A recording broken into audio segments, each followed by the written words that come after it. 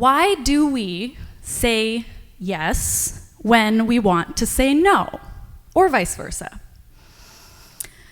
Some of the reason for this is because we're human beings, and that means that we have a deep, deep desire for very complicated things like love, acceptance, worth. And when you're making little decisions like, should I say yes to this client? Should I go to this party? Should I say yes to a second date when the first one really didn't go very well? Should I get a coffee with this person that's giving me some weird vibes? Should I get bangs? You know, all these things that we might say yes to, but inside we know we should say no. So like I said, when it's little life decisions, it doesn't really have that big of an impact on your life. You might feel a little bit icky because you've dishonored a boundary within yourself. But the good thing about boundaries, and I'm not going to talk about that a lot tonight, that's a whole different talk, but the good thing about boundaries is that it's something that we can learn. We can learn how to have strong boundaries. I'm not going to talk about that because I'm still not super good at it. Example, saying yes tonight. Not to this is great, to the client before. So I'm still learning that skill. I'm still learning how to be professional and say the words, I don't think this is a good fit for me, so I have to politely decline. Still learning that skill. But when it's a big life decision, example, a business opportunity, a marriage proposal, moving across the world, something like this, when we say yes, when we know we should say no, it can have detrimental consequences. So about 5 years ago, I was living a similar life to I am now. I was catering, I was making great money, and I had accomplished something that I'd been seeking for my entire professional life. I had work-life balance, they call it. And that was a life that I created for myself. Part of that was learning to say no. And then about 5 years into that, I got a phone call from a stranger saying they had a really exciting opportunity for me. A restaurant space had opened up on Richmond Row. Immediately, when I was on the phone, before I even hung up, my body was saying, hell no, don't do it.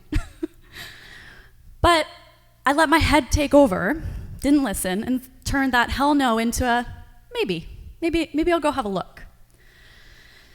So I went to the space to have a look.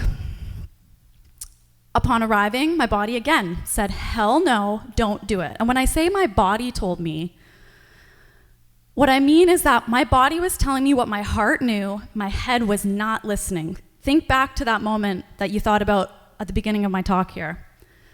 What happened? My legs got shaky. Pit of my stomach was just clenched. My jaw was tight. I felt a little dizzy. These are not things to be ignored, but yet we ignore them all the time. We let our heads rationalize them and say, I'm just really nervous, or, ooh, maybe it's first date butterflies. But really, it's our bodies trying to tell us something important. It's not your body betraying you, it's your body protecting you. But I wasn't there yet, and I chose not to listen. 2 weeks later, I found myself at a table across from my new landlord and a lawyer, signing the lease on the restaurant. What happened that day, my body gave me one more chance to listen, and this time it spoke up real loud. When I was signing the lease papers, my whole body was shaking, but my hand was shaking like this. It was shaking so bad that when I signed the piece of paper, it was completely illegible and was not considered a legally binding document. So the lawyer walked down the street to his office, printed out another copy, brought it back, and asked me to sign it again. I had a good 10-15 minutes to change my mind, and I didn't. And the result of that decision was completely devastating to my life. And I know we're not supposed to pitch in here, but Kevin said it earlier, I am a best-selling author now, and I just wrote a book about the experience, which you can read, the story in full.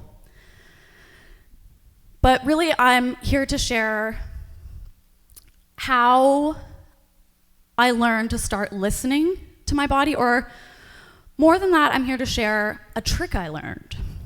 Because sometimes it's really hard when we're faced with a huge opportunity, like opening a restaurant on Richmond Row. I couldn't even hear what my heart was saying, let alone consider listening to it.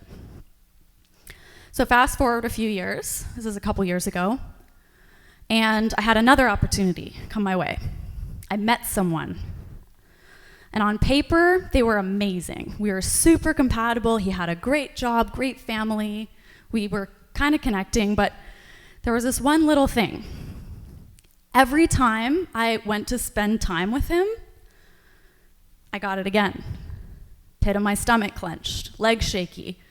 My throat felt kind of scratchy, like I couldn't really speak. Got a bit of a headache, jaw clenched. Now, something my friends like to tease me about is how I make pros and cons lists for everything, because I can pro and con list myself out of pretty much anything. So I go to my friend's house with my Lego pad and my pros and cons list for a human. Should I date this person? Is what it said at the top. Because I was at that point where I had to decide, am I going to date this person or not? And I start listing off the things. Pros, cons, pros, cons. My friend stopped me and said, "What's inside? You already know the answer." And I said, "I don't know.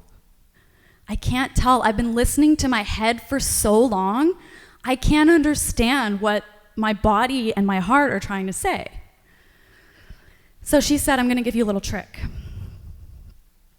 Now, I'm about to say something that, if you guys get weird as soon as I say it, it's okay. Because I did not believe in this until I tried it out and realized how well it works. But she said, "Why don't you ask for a sign?" Now, I just want to make clear, I'm not talking about God or the universe or spirit or the cosmos or whatever you want to call it.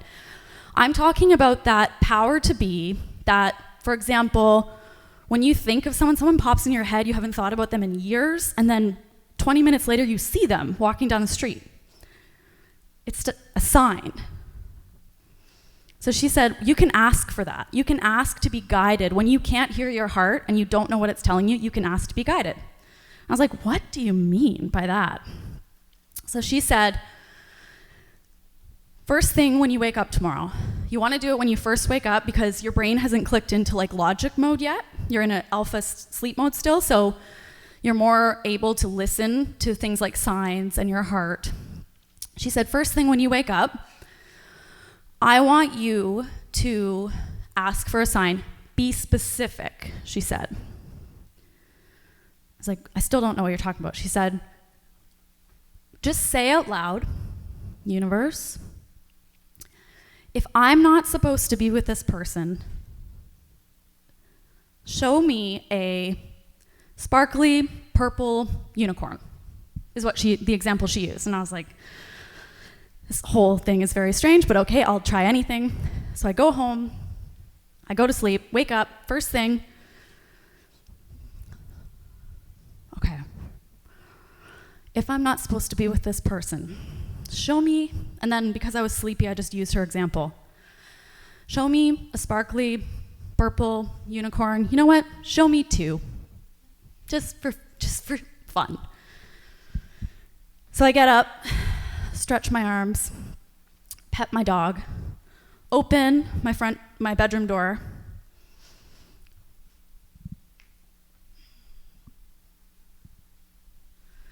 This is what's outside my bedroom door.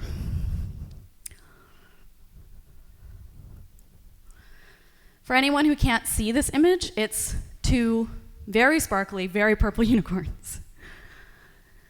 So the story behind this painting is my sister, who's an artist, started painting this for me a couple years ago,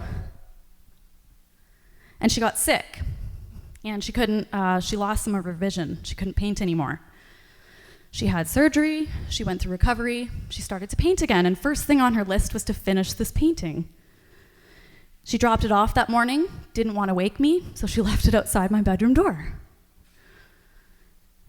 And if that's not a sign, I don't know what is. Thank you guys very much.